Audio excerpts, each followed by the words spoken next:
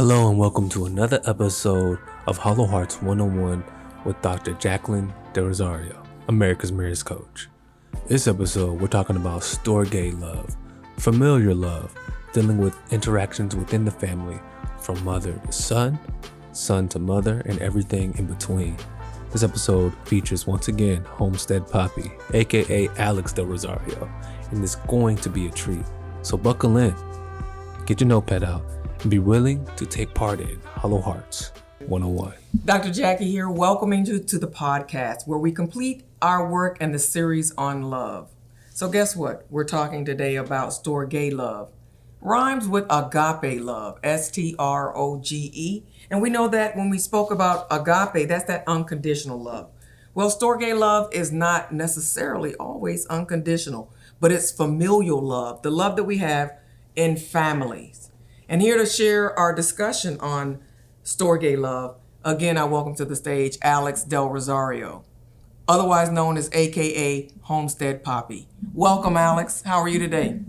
It's a pleasure to be here against my will. Against your will. Well, I know that you were constantly being littered with texts from your publicist who shared that it might not be in your best interest to discuss. Not only that, but then I had to deal with accusations of things that I said on last podcast that I did not say. So we don't have a script here, but I will be following a script. Okay. For. Don't worry, we have things dictated. We do dictation so that you can kind of look at what was said. Because I'm sure that all the listeners do recall you talking about how a woman uses emotion when she's discussing her criticisms and how sometimes that can create difficulties in communication and even make a man feel sometimes disrespected. Absolutely. That's what I said. That is what I was sharing in our debate, but at any rate, that was what I shared in our debate. But if you don't mind, let's turn our focus to Storge, because please bless us with your wisdom. Well, I feel like you have a family. You've been a part of two families. I've only really been a part of one, so I think that you would be the best person because you were raised in a household with 5 other people, and then now you created your own household with 4. Yeah. So I think that you would be the expert to talk about this. Well, I would love to share a couple of things about Storge Love because, I think that we're born with this expectation. We're taught that we're supposed to love our siblings no matter what, that blood is thicker than water. And I find that kind of works up until a point. I think that when there's distance that comes between siblings while we're in that evolutionary process, because I'm no longer the Jackie that left my brother around age 21 when we finished college together. We both went to University of Miami, and then he started building his family. I started building my businesses and things like that. There was still that closeness. And even though we fight as siblings, that there's birth order and there's always different constellations with birth order and the different challenges in our relationships based on that. But I think as long as we're able to keep working through that. Well, what I noticed for me was when my brother moved away. So I had one brother to move away. Then my favorite brother, the one that I was closest to, who was closest to me in age, moved away. Storge Love became a little bit more tested, right? Because now if you have a disagreement, you're not hanging around each other. You haven't really fueled up that Storge battery with all of these, encounters and all of these different scenarios. But instead, if now there's a withdrawal because there's been some sort of an ought or an offense or, some sort of a debate or breakdown in that relationship, it's hard for it to recover. And so what I noticed that I see a lot as I've gotten older, even though I'm not that old, I'm barely a few years older than you. I do notice, though, that I see that a lot of times siblings are no longer the closest people to their siblings. Usually, the people begin to build new families that are not of their gene pool, that are not of their bloodline. So you have new people that come into your life that you can consider brothers, even though you have an actual blood brother. That kind of makes me think of you and Lawrence. Wouldn't you say that that's kind of similar? For sure. I would say that there's certain life experiences that, like true friendship and true brotherhood has nothing to do with blood. So that's why it's silly to a certain extent to make it all about blood. Because if you make it all about blood, look, let's just talk about the Bible. Cain was blood tied to Abel, and we see how that worked out. So he wasn't a good brother. So that was his blood, but that wasn't. Other than blood, they had nothing in common. Even the way that they lived their lives and treated other people, and even served God ultimately. So it's kind of like, to me, I care more about bonds that are eternal. All right, but can't you build eternal bonds with your own siblings? And if so, can you give us some pointers on how to do that? I would ask you that question because I feel like you're more qualified. Oh, so now I'm more qualified. Now, last podcast you were saying how you taught me what I know and everything. So I'm just a little confused. I just wanted to bring clarity to that. Okay. Well, let me go ahead and tell. Please. I mean, being someone that's kind of gone through that evolutionary cycle with my siblings. Now, remember, I'm one of 5. So, and I'm the only girl that survived. And I have these 3 brothers. First of all, I think that as you get older, your sex becomes more apparent. You know, the things that people are drawn to or like sometimes, I'm not saying that this is a rule, but I'm just saying sometimes that happens. Like I noticed being your mother, there was an age at which you and your brother, you thought just like me. And then it's like you went through puberty, and then I started noticing that sometimes we would break on certain topics. And then by the time you got out of college, there were more topics that we would break on.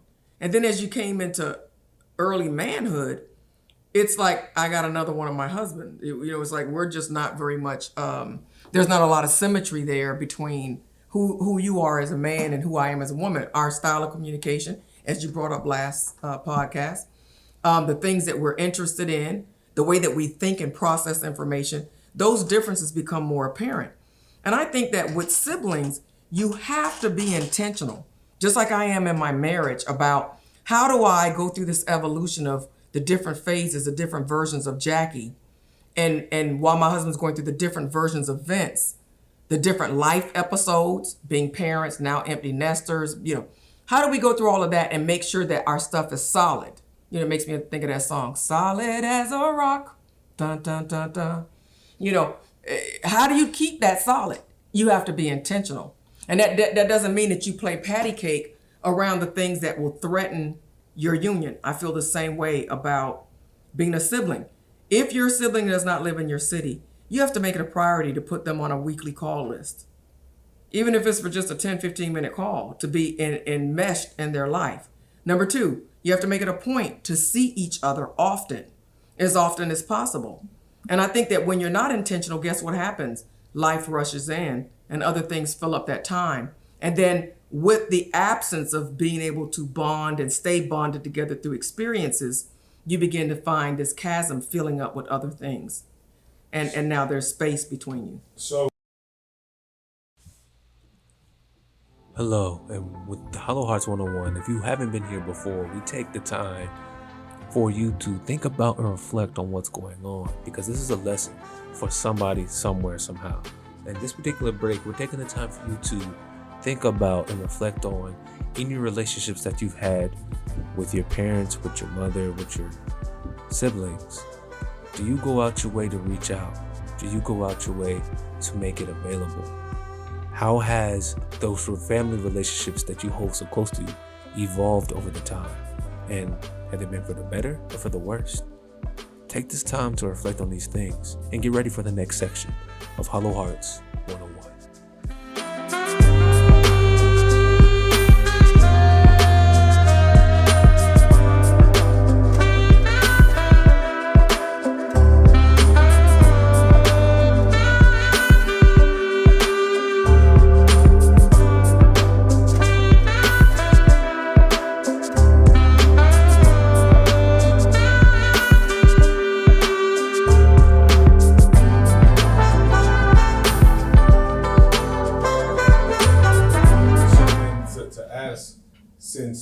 Since you've eloquently stated all of that, and as you said, you have 3 brothers, do you feel like you've done those things that you just talked about with your intentionality with those relationships because they all live in different cities.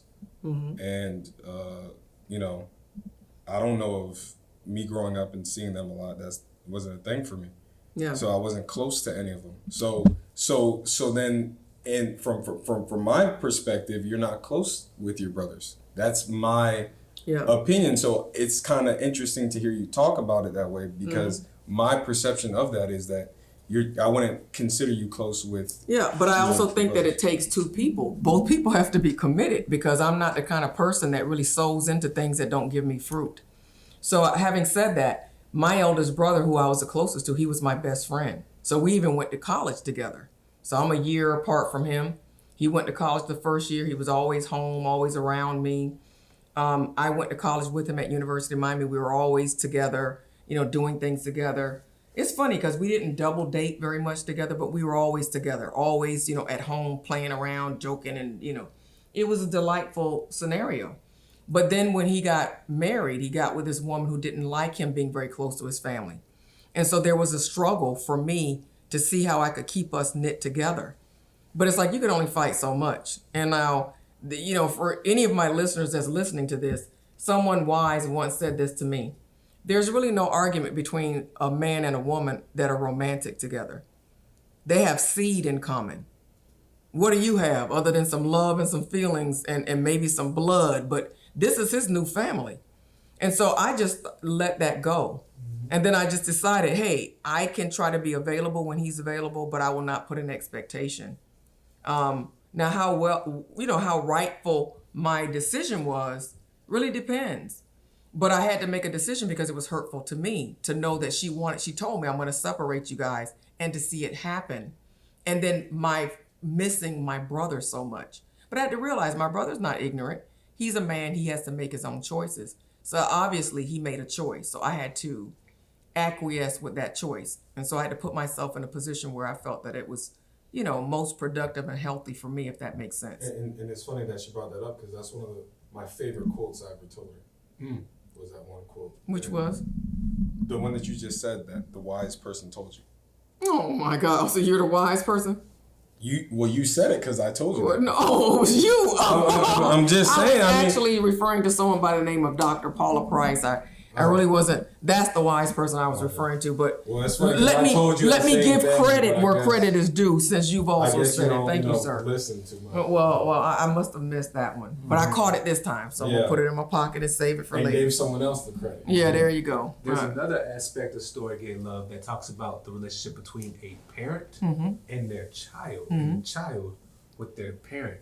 I think you both are well qualified to speak on this. Well, you know, there's a real situation now because as children grow older, I think the same thing happens that happens with siblings.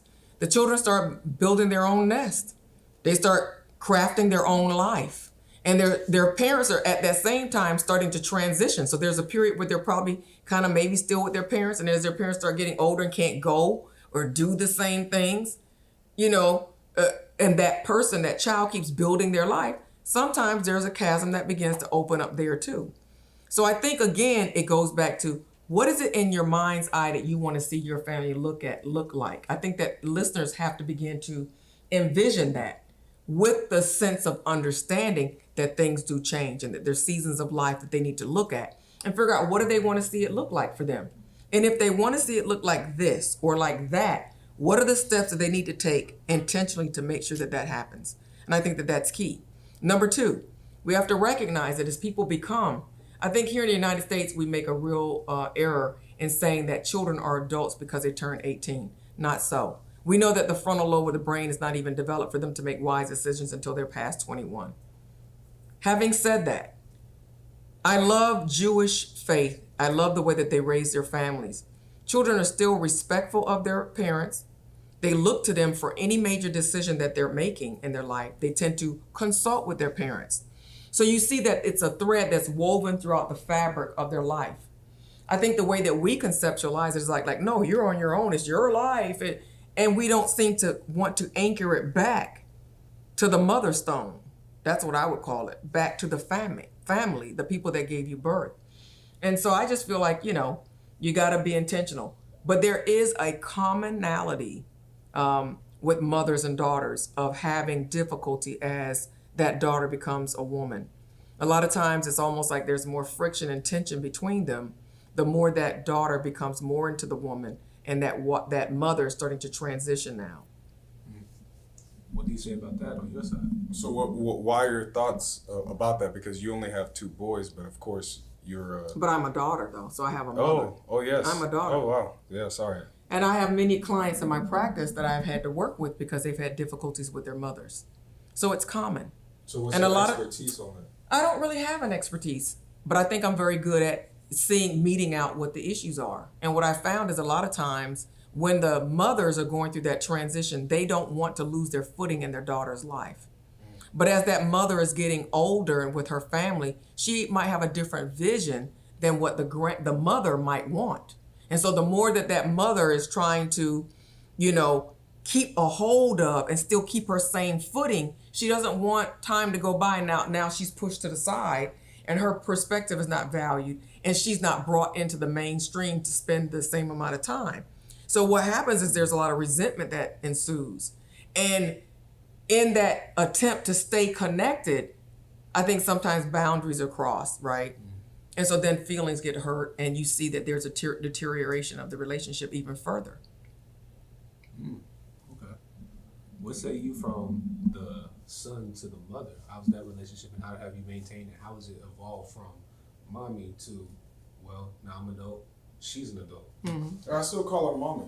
So that's one of the funny. I still You call my like dad, 10 people mom. Everybody's and I mom. still call my dad daddy. So that's just the way that I feel about him. So there's certain parts that I don't ever want to change because from the outside in, they're like, dang, you still call your daddy? Like, you know what I'm saying? It sounds weird, especially when you're older, but it feels right because that's the way that I view them. I view them as, in that same light of like, yo, these people love me like a baby. Like everyone loves a baby, right? They love me like how they love a baby. So I love them the way a baby loves their mommy and their daddy. So to That's me, beautiful. To me, saying mommy, daddy, like it means something. Like I know that I'm about to be 30 years old, still saying mommy and daddy.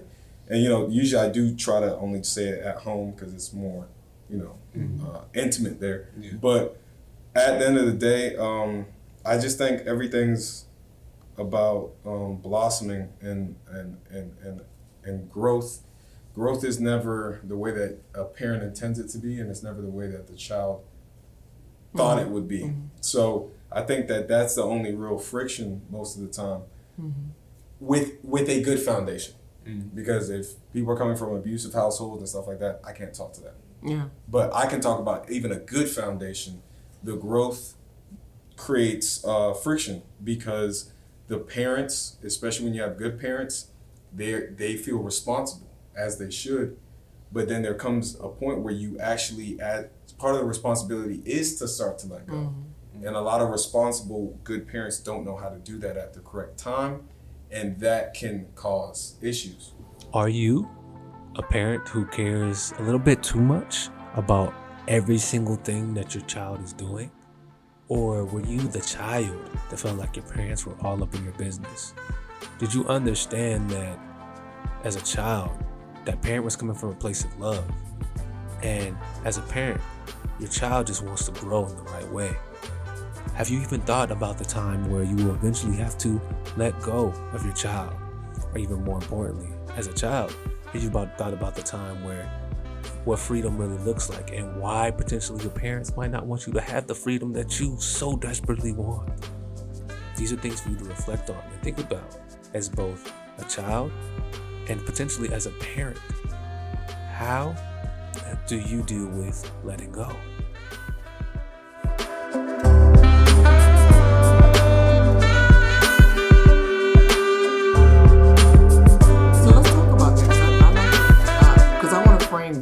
So I want to braid together what you're saying and what I'm saying to show that it's not different. He's really saying the same thing I'm saying.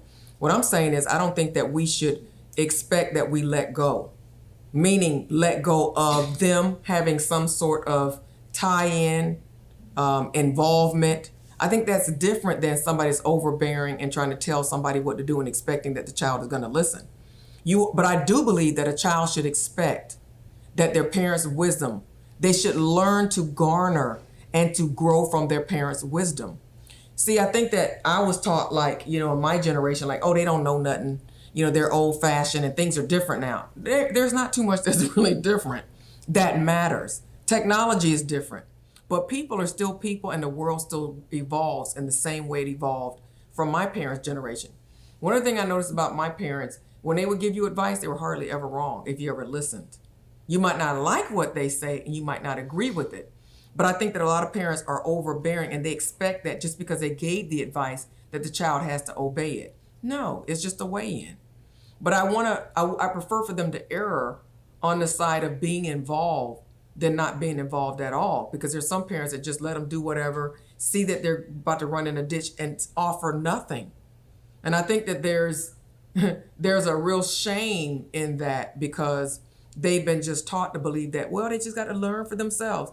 No, you're still the guardian. You're still a bishop of their soul. So I think that you give them the information, and just in doing that, I think that you can utilize your parental authority over your child for their safety and for their protection. And it doesn't mean that I hamper them. It doesn't mean that I crowd them out. It doesn't mean that I expect that they're going to listen and do everything that I say. But I can offer it. I can say, well, you know, son, or you know, daughter, I think maybe you should think about. Don't say, I think you should do. Maybe you should think about, or have you ever thought about X, Y, and Z? And then see what they say. Because I think sometimes people shut down because of the way that they feel as if you're not giving them their independence. And if you have strong-willed children, like I did, they don't like that. That's a turnoff for them.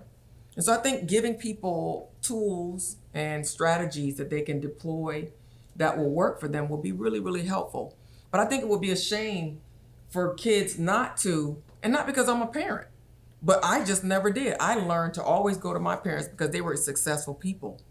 And I trusted their wisdom. And I always, and even now with the passing of my own father, before he even passed away when he was ill, I started looking for another male father, a father figure that could speak into my life and give me wisdom. There's something about the prayers. There's something about the wisdom of an older person. We have the wisdom, but not maybe the strength. You all have the youth and the vigor, but man, we can see further. We can see things that other people cannot see, younger people, because we've been in the world a much longer time. And so I really want to make that something that I stress. Do not forego a benefit that you've been afforded. Because even parents that have lived a bad life still know what they should have done. So they can still offer you some wisdom. And if you have a foolish parent and their life has no good track records, then find the ones that are like spiritual fathers to you or spiritual mothers that can help you out. Because there's a lot of people that are fatherless. There are a lot of people that are motherless.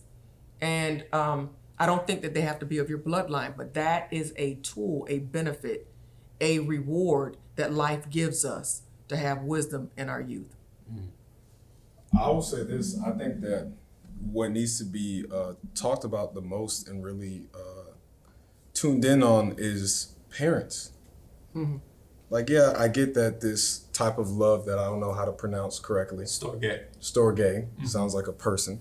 Sounds like he's French, right? Yeah. I'm Storge. Yeah. Exactly. That's where I was going with it too. Paris. Exactly. And you know, like he's definitely a manager. He sound like he's the manager. Yeah. But anyways, so this person y'all call Storge, that love, yes, I get it. You says that love is strictly for like family and stuff like that. It really should just focus on the parents. What makes you say that? The reason why is because that's the heartbeat of any family.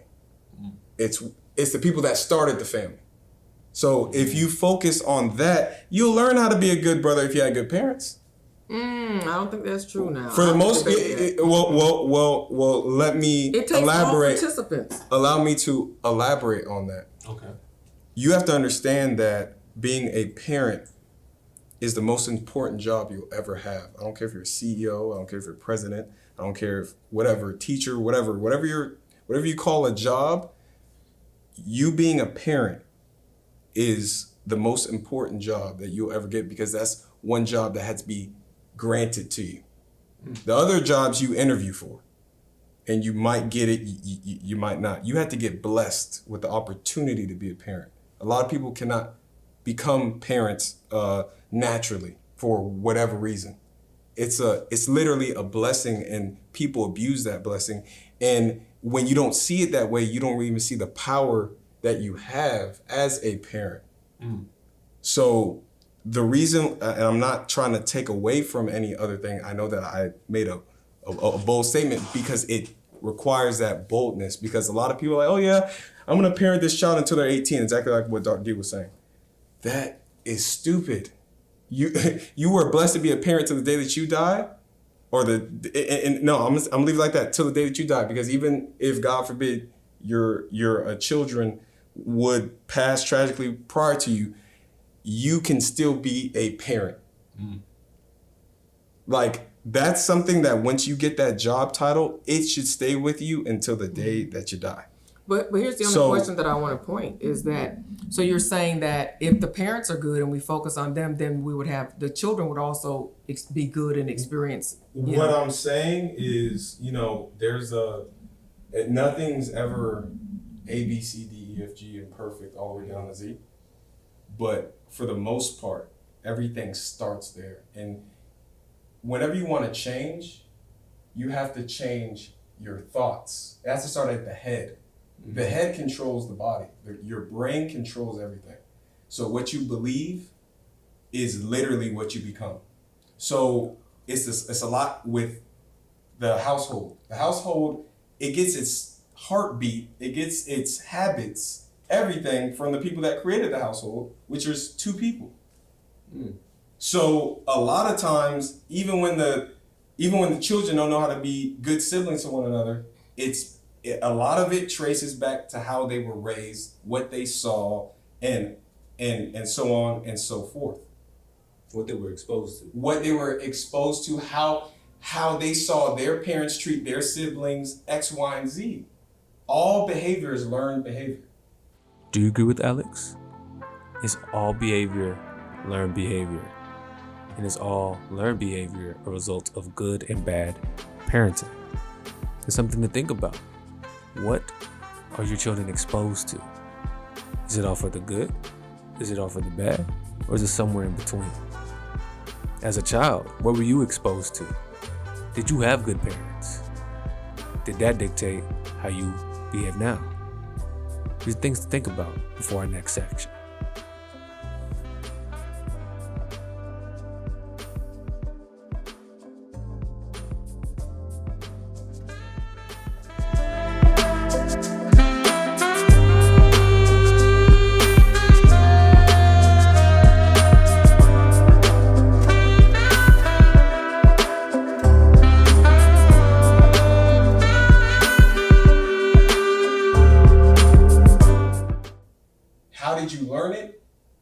That's the question mark. But most of the time, it started at the household with the two parents. So if parents can start to understand how important that job is and what that job really means, and start to reconform the definition of it, because the average American thinks that it's just getting your kid to graduate high school and maybe get into college and then out of your house, and then you're not a parent for real. That alone is literally a huge issue. So a lot of this needs to happen with those parents understanding the weight of the job and the power of the job. The power can change love that siblings have for each other if the parents have that agape love that y'all well, when about. you said that about the example, most learning occurs as we observe. I'm sure some people felt like, ouch, because you said, well, how do they get along? How do they treat their own siblings? I think that that's true. I don't think it's a panacea, though. I think that you can have a bad seed anywhere. I don't care. Of course. You could be Mother Teresa could have had, of course she was a nun, but I'm just giving an illustration. She could have had an angel and then a devilish child. We know families where that happens, that one comes out just so amazingly well and then one does not. Yeah. and we don't know why. So But people need to understand that they have the power. yeah, I love That's the problem. Is everyone? Oh, it's this culture. Oh, it's Look at social media. You have the power as a parent to not allow them to be on social media.